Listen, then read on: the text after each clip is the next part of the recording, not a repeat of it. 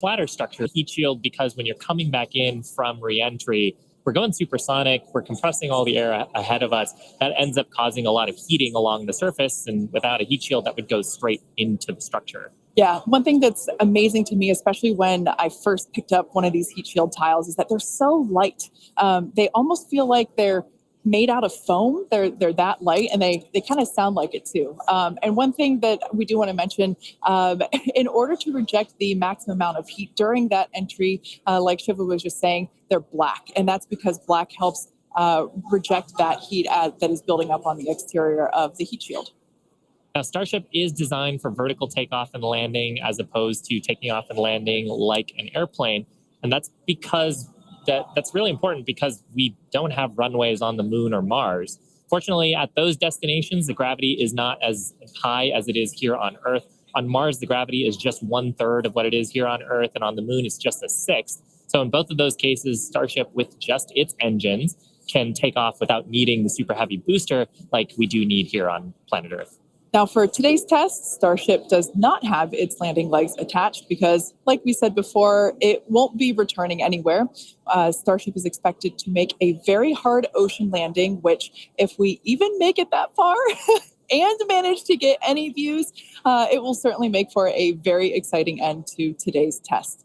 At this point in time, we are 20 minutes or just over 20 minutes from liftoff. Let's check in with John Innsbrucker for a status update. Hey, John, how's it looking? Thanks, Kate. I'm John Innsbrucker, Principal Integration Engineer here at SpaceX. We're currently loading propellant from the ground system into both the first and second stages. Now, both vehicles use the same two propellants. That commonality helps build the reliability. And the fuel today is liquid methane. And that's at a temperature of just over 100 kelvins.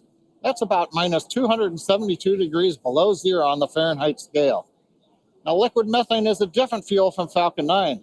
That booster uses RP1 kerosene. However, our oxidizer is liquid oxygen, and that's the same as Falcon 9. Because there is no oxygen in space to support combustion, we have to bring our own.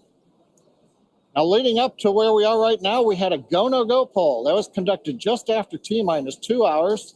And once the team gave their goes, we started loading propellants onto the booster at T-minus 1 hour and 39 minutes. At T-minus 1 hour and 22 minutes, we began propellant loading of the ship. The second stage you can see on your screen right there. Now, propellant loading of the Starship's second stage main tanks completed at about the T-minus 27-minute mark, at which time we then began loading the two header tanks in the nose of the second stage. Now, at T-minus 3 minutes, when the first stage super heavy propellant loading completes, that means we'll have all the propellant on the rocket, and the vehicle will be fully loaded with over 10 million pounds of propellant. Now, right now, at T-minus 19 minutes and counting from liftoff, the weather and winds are looking good. We have been watching the ground level winds. They're at 18 miles an hour. As the morning continues, they will increase, but that is below our limits right now. We're also looking at upper altitude winds. We're waiting for one more balloon, but we believe that we're going to be go. On the launch vehicle itself, the teams, the good news, they're not working any issues right now. But if for some reason we do not make our test flight today, if we have to hold, we have a backup launch window. However, we're not sure when it would be. It could be 24 or 48 hours after today. It'll depend on how far we get into the countdown. But right now, heading for a T0 at 8:28 Central, 13:28 Universal Time. Kate, everything is looking good. Awesome news. Now, in order to make life multiplanetary, we need a fully reusable vehicle that's capable of carrying a huge amount of cargo and a lot of people to orbit and have a pretty quick turnaround. The idea is to effectively reuse launch vehicles just like airplanes. Yeah, imagine if you had to wait for a new airplane to be constructed every time you wanted to fly. You'd rarely go anywhere, and for most of us, it would be completely unaffordable. In order for us to get to Mars and back with lots of people, lots of cargo, multiple times, reusability really is a must. In advance of our first missions to Mars, Starship will execute a number of missions with both cargo and people, starting with Earth orbit and eventually expanding to the moon and beyond. Now, in the near term and a bit closer to home, Starship will also be critical to other programs. Once fully operational, it'll deliver the full-size and upgraded version of our Starlink satellites. And that's super exciting because our next generation satellites represent a step forward in Starlink's capabilities and will allow us to connect millions of more people around the world with high-speed internet to watch launch webcasts. Such an exciting future ahead of us. But first, let's talk a little about how we got to where we are today. Now, Starship's testing ramped up in July of 2019 with our Starhopper prototype, sort of a short version of the Starship that we see today. There's a great photo of it. It was just over 18 meters tall. It had a single Raptor engine, and we had it to test fly and perform low-level altitude maneuvers and attempt landing. The initial test flight, or hop, reached about 20 meters in altitude. That was followed by the one that you've got on your screen here. This was our 150-meter altitude hop. We went up, took a little jaunt away, about 100 meters or so away from the launch pad, used that Raptor engine to fly and actually land. And actually, this hopper is actually down at Starbase now. Yeah, I love this shot. It's just so fun to see it fly. After a series of 150-meter hop tests with earlier prototypes, the Starship program saw a major breakthrough during a test flight of the vehicle known as serial number 8, or SN8. You can see it there on your screen now. In December 2020, SN8 demonstrated a first-of-its-kind controlled aerodynamic descent and landing flip maneuver. 2 words, belly flop. The SN8 prototype rose through an altitude of 12.5 kilometers or 7.8 miles and conducted a belly flop maneuver, which you see there, during its descent.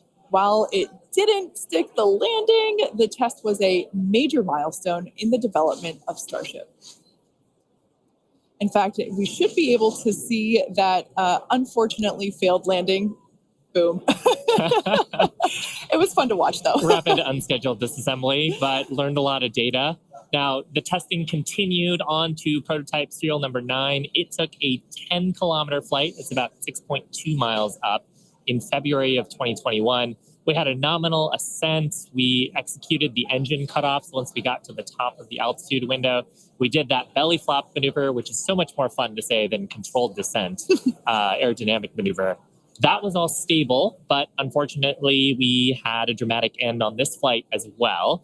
We had a failure on one of the engines that resulted in another pretty large fireball. But what was really cool about both of those flights was how much we learned just between serial numbers 8 and 9 and how quickly we were able to achieve our primary objectives in those 2 flights. In addition to that, we got so much data that demonstrated control of the vehicle in that subsonic regime. Ultimately, we performed 9 Starship high-altitude test flights in total. And then, as you see on your screen there, in May of 2021, SN15 launched from Starbase, reached an altitude of about 10 kilometers, performed a number of maneuvers, and safely returned to the launch site. This was the first Starship prototype to fly, control its descent, safely land, and be recovered in one piece. And people were cheering like crazy I was after one of that them. test flight. Now, having achieved those successes in our suborbital campaign, one of the next big challenges is for the upper stage when it comes to reusability and surviving the hypersonic, really high heating phase of entry. Combined with the later ability to refill Starship's tank with propellants, the fuel and oxygen, while we're on orbit, that will enable us to have a fully reusable transportation system that's designed to carry both crew and cargo on long duration missions, interplanetary flights, and will help humanity get to the moon, travel to Mars, and beyond in our solar system. This is all just basically our path of progress, basically an iteration on each vehicle. And that iterative process is a core part of how we work here at SpaceX. We like to test early and often, publicly as well in our case. And that's both for hardware and software. And while it doesn't always go as expected, we learn so much from it and it informs our next attempt. Yeah, we learn a lot from actually putting the vehicle through flight-like tests. Even the test on Monday gave us an opportunity to learn more about the vehicle into today's launch attempt. And so far, things are looking really good. Now, we are continuing into our countdown. We're about T-minus 12 minutes to go. I think it's a perfect time for another check-in with John Insparker. How's it going, John? Well, Shiva, the good news is that the nets are quiet. The teams are currently working. No significant launch vehicle issues. You can see the T clock there on your screen, T minus 12 minutes, 10 seconds, and counting. Propellant loading is continuing on both the Super Heavy and the ship stages. You can see the graphic on the left-hand side of the screen. Most recently, we began loading liquid oxygen and liquid methane fuel into the header tanks on Starship. Those are two small tanks just underneath the nose of the second stage. Now that started at T minus 27 minutes. That'll be wrapping up at about T minus 9 minutes. Now the Starship second stage main fuel and LOX tanks are loaded for flight right now. The Super Heavy first stage booster propellant loading is continuing, and that'll go till about T minus 3 minutes. We're underway with engine chill as we get ready for T0, and we're also configuring the launch pad for liftoff. The booster hold downs have been unlatched. They'll be ready to retract at liftoff, and the second stage quick disconnect is beginning its configuration for release. The methane and liquid oxygen propellants currently going to the second stage go through that quick disconnect. That's that arm that reaches out from the tower to the base of the second stage. The SpaceX team continues to check in with the Coast Guard. Good news is we've not heard any reports of boats in the safety perimeter as the launch vehicle heads out over the Gulf of Mexico. So right now, T minus 10 minutes, 40 seconds, and counting. Everything continues to go well for an on-time launch. Now, today's test flight is taking place out of our Starbase facility in South Texas, and that test site has gone through a huge amount of development over the last couple of years. One thing I want to point out, this is a great view from our drone. Not only can we see the pad, but in the fog, kind of in the distance, in the background and to the left of the pad, you can actually see our production facility, which is the other part of Starbase in addition to the launch pad. Of course, as part of rapidly iterating with our test program, we're also rapidly iterating on our production system to produce Starships and Super Heavies. Last year, the Starbase team produced 4 Starship Super Heavy boosters and 5 Starships, along with their 200th Raptor 2 engine. And they're only scaling up from there, Kate. Yeah, it's incredible to think that for 2023, production has 5 boosters and 8 Starships going. So it's incredible. And it's important to have that system fill in basically the manufacturing line so that we have product ready to go as soon as we're done with this test. Yeah, exactly. And ultimately, I mean, we talked about how Starship is an order of magnitude more payload to orbit. But if you're going to go set up a base on the moon or Mars, you're going to need thousands of metric tons of propellants. And so you're going to need a fleet of vehicles that's capable of doing that. Yeah, one thing to note, Starbase directly employs more than 1,800 employees. It's the largest employer in the area, in fact. And we're very thankful to Cameron County for being so supportive. This is a view from the Cameron County Amphitheater. And there's a crowd there. And you could tell by the energy here in Hawthorne as well that everyone's getting really exciting. I feel my own heart rate going up and up. I know. It must be really, really exciting to go see this. And I mean, just the sheer amount of power on Starship, you're going to feel it down there when this thing lifts off from the pad. We've actually got a great shot here of the natural surroundings around the pad. Oddly enough, most of the pads end up being around sort of wild locations like this. But coming up on T minus 8 minutes, I think it's another good time for check-in with John. Thank you, Shiva. T minus just over 8 minutes to the first test flight of Starship. Currently, we are pressurizing second stage. We are also closing out liquid oxygen and fuel header loads on the second stage. We're also getting ready for propellant load tank pressurization on the first stage. In fact, we are just now closing out header tank load on the second stage. Now with the header tanks loaded and closed out, that means we're down to just the first stage to finish loading. That'll finish about T minus 3 minutes. And at that point, when both stages are loaded, we will have the 10 million pounds of liquid propellant on board.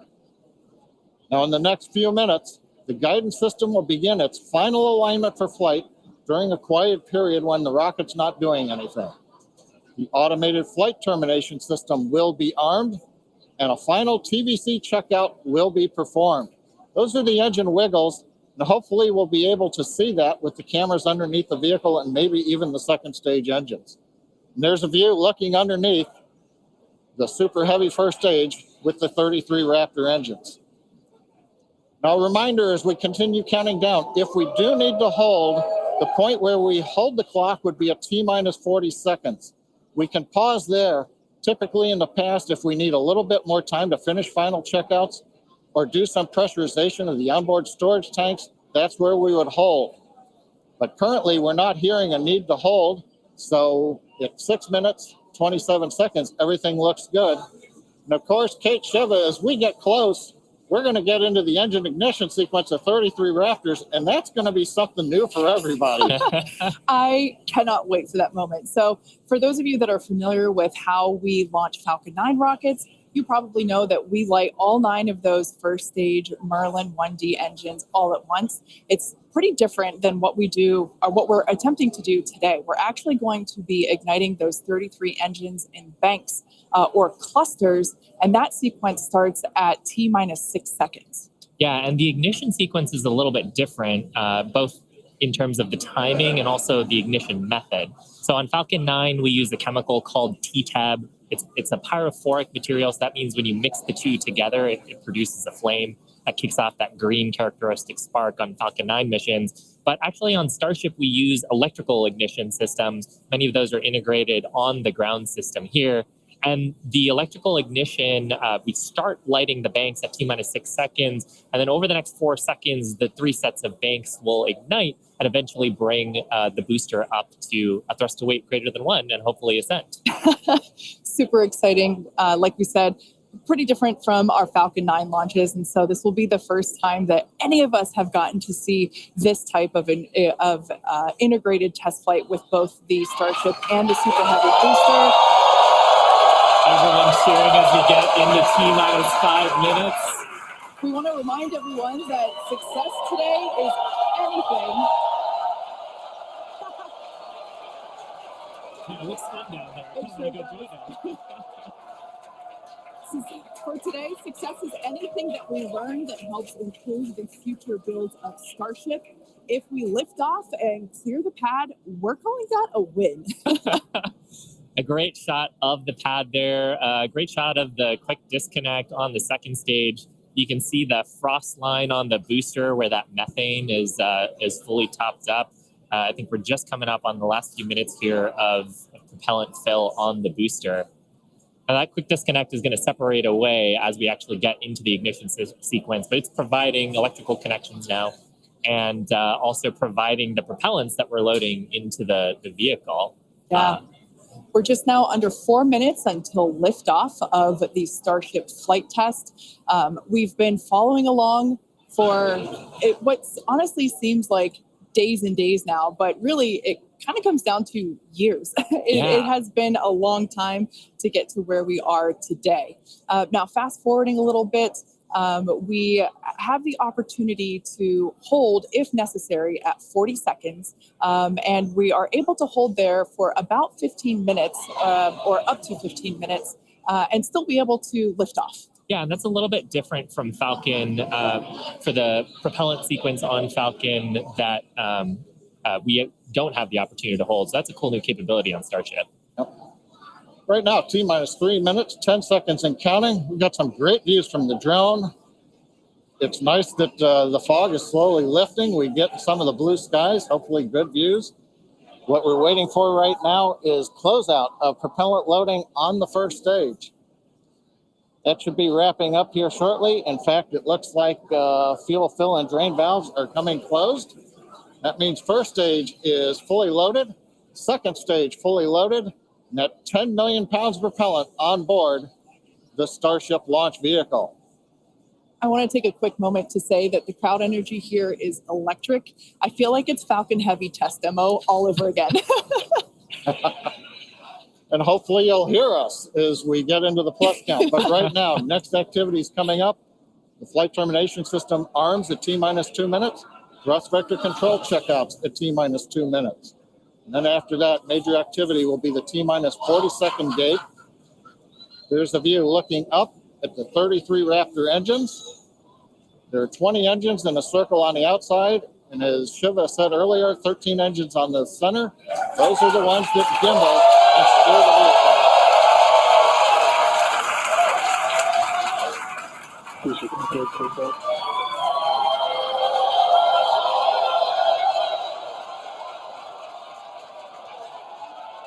I don't think I've ever seen someone so excited for TVC wiggles.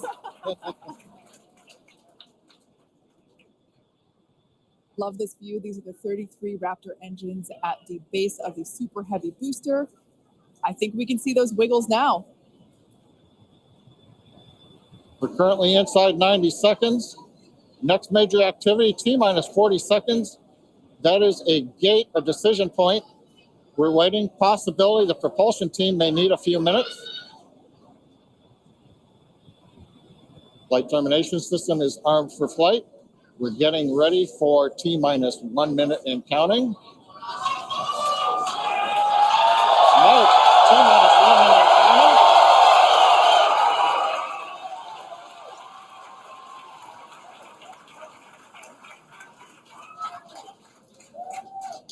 Next, we'll see as we get past T-minus 40 seconds for final checks of the vehicle.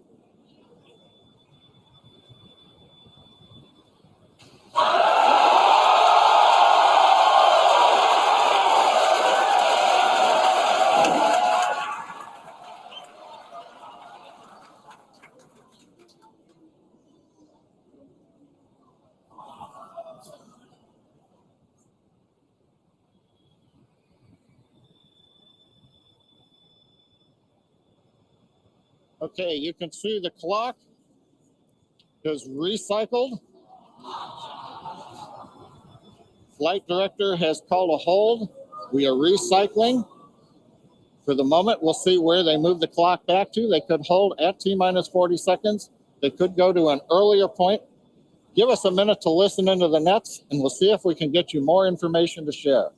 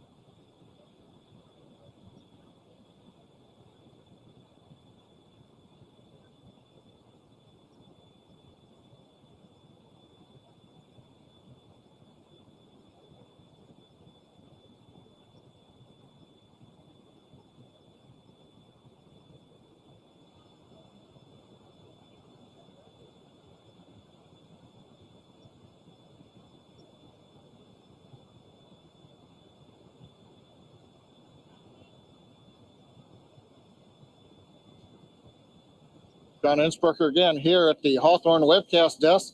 We're holding a T-minus 40 seconds. What we've heard so far is we have a couple of issues we're working. One is the booster tank pressurization. Final pressurization was just a little bit long. That's not unusual. We've held at T-minus 40 seconds before to pressurize. That appears to have been resolved. At the same time on the second stage, they're working some final purging. We should know very shortly if that is cleared and if we'll continue the countdown. Everyone, especially that person, is excited to keep going. Like John said, we should know shortly if we are able to continue. But as we mentioned before, we are able to hold up to 15 minutes and still be able to lift off today. Yeah, on Falcon 9, it's a little bit different. Once we start propellant loading, we pretty much have to go at the targeted time. Otherwise, the propellants can warm up and we may not have the performance for that particular mission profile. It's a little bit different on Starship. Folks, if I can interrupt, yeah, it looks like they're clearing all the flags and we're going to release at T-minus 40 seconds. That is amazing news. Amazing. Team working quickly through their issues on first and second stages. And I'm sure all of the rehearsals and simulations that they've been doing have prepared them to evaluate this data quickly to try to get us in for today's launch attempt. For those of you just joining, we have a brief hold at the T-minus 40 second mark. The team is resolving one issue with the bleed purge on the stage 2 Raptors. Like John just said, the teams are quickly working that, and it looks like the flags are being cleared as we speak. So we should be able to resume the launch countdown any moment now. And it's worth noting on Starship that once we resume the countdown, it restarts from the 40-second period, and then we keep going unless another condition pops up. So stick around because Starship could be going here real soon. Don't walk away, that's for sure. Amazing views here coming to us from Starbase, Texas.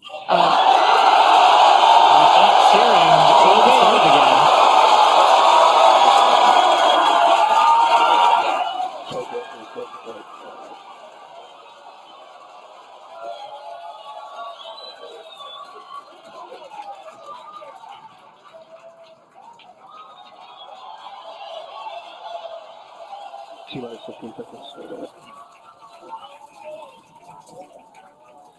10, 9, 8, 7, 6, 5, 3, 2.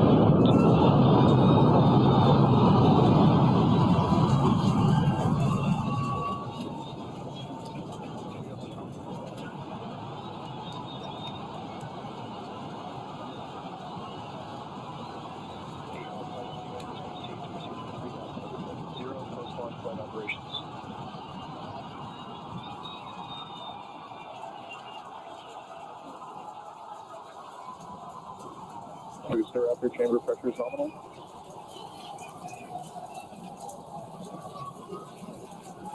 T-plus 43 seconds into the test flight of the inaugural Starship vehicle. Tower cleared, we're into pitch over.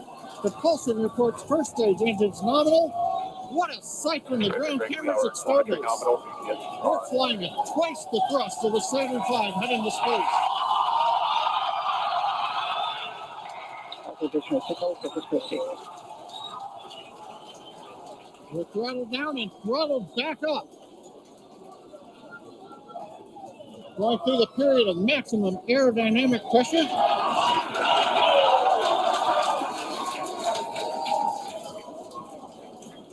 As the velocity increases, the density of the atmosphere is decreasing, Max Q. lessening stress on the vehicle. The call out, next Q now.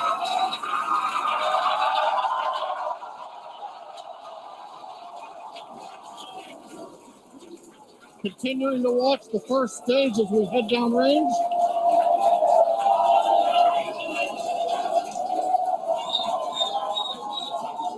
"100 seconds into flight.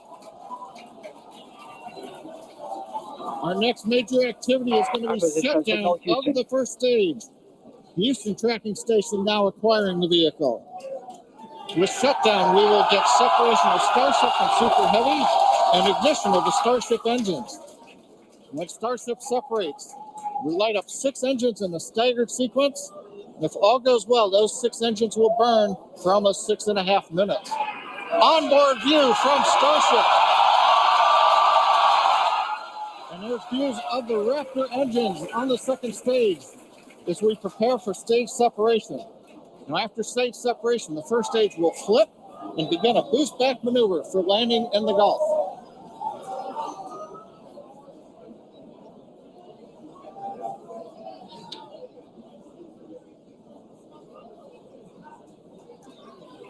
Continuing to fly, 2 minutes, 40 seconds. Let's get ready for main engine cutoff. Booster engine cutoff. Beginning the flip for stage separation.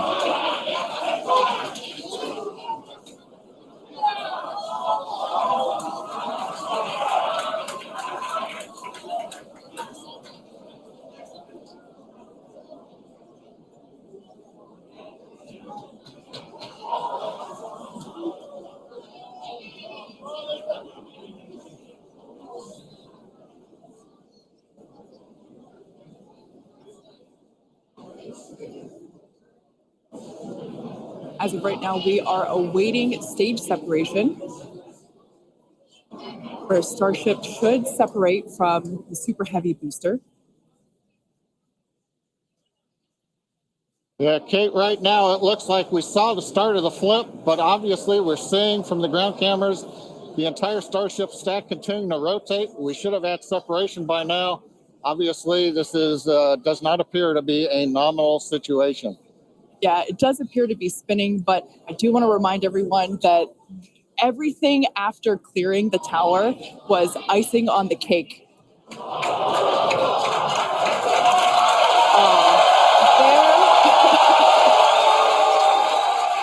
there, as you saw, as we promised, an exciting end to the Starship inaugural integrated test flight.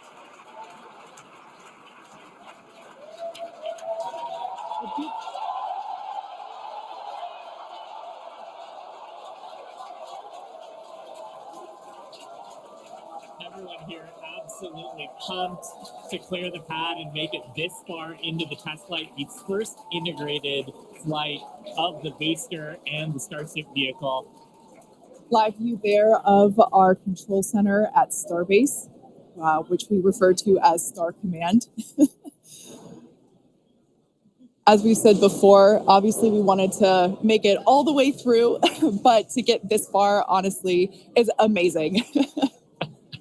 Well, if you're just joining us, Starship just experienced what we call a rapid unscheduled disassembly, or a RUD, during ascent. But now this was a development test. This is the first test flight of Starship, and the goal was to gather the data, and as we said, clear the pad and get ready to go again. So you never know exactly what's going to happen, but as we promised, excitement is guaranteed. And Starship gave us a rather spectacular end, but was truly an incredible test thus far. As we mentioned at the start of today's program, any and all the data that we collected during the test is going to help us with further development of Starship, and it's going to improve the vehicle's reliability as SpaceX seeks to make life multiplanetary. It's really worth noting that the flight path was designed to be over water and all the air and sea space. Along with that flight path and those surrounding areas were cleared in advance of the test. And of course, we're going to be coordinating with local authorities for the recovery operations. But honestly, what an exciting morning. Oh my gosh. We had a successful liftoff from Starbase, Texas at 8:28 a.m. Central Time. We cleared the tower, which honestly was our only hope. We cleared the tower, and all the data that we collected all the way through all those Raptor, those 33, although I think we saw that 3 Raptor engines were out. But we got all that data, and we got so far as to hoping to see the Starship, the second stage, separate from the first stage, the Super Heavy booster. And unfortunately, we didn't make that happen, but that's okay. It was the first integrated launch, and honestly, today was amazing. Absolutely incredible day. We made it through a number of those initial test objectives with getting booster ascent, getting all the way through the countdown, working some issues at the end. Like, totally really fantastic day. Got through the gate at T-minus 40 seconds on the second try. Everything released, the hold downs, quick disconnect arms, everything moves out of the way. And then we got the vehicle off of the pad, through max Q, all the way up to stage separation, even starting into the prep for stage sep. And then, as we say, a lot of excitement. Yep. Honestly, my face has had a smile on it since liftoff, and now my face hurts. Now, since we don't have any insights on the cause of our rapid unscheduled disassembly at this point, we're going to end our webcast here. Teams will continue to review the data and work toward our next flight test. But before we go, a big congrats to the entire SpaceX team on an exciting first integrated flight test of Starship. And of course, a shout out to our viewers. We appreciate you joining us. And as always, we thank you for your interest in Starship, SpaceX, and your ongoing support. Till next time.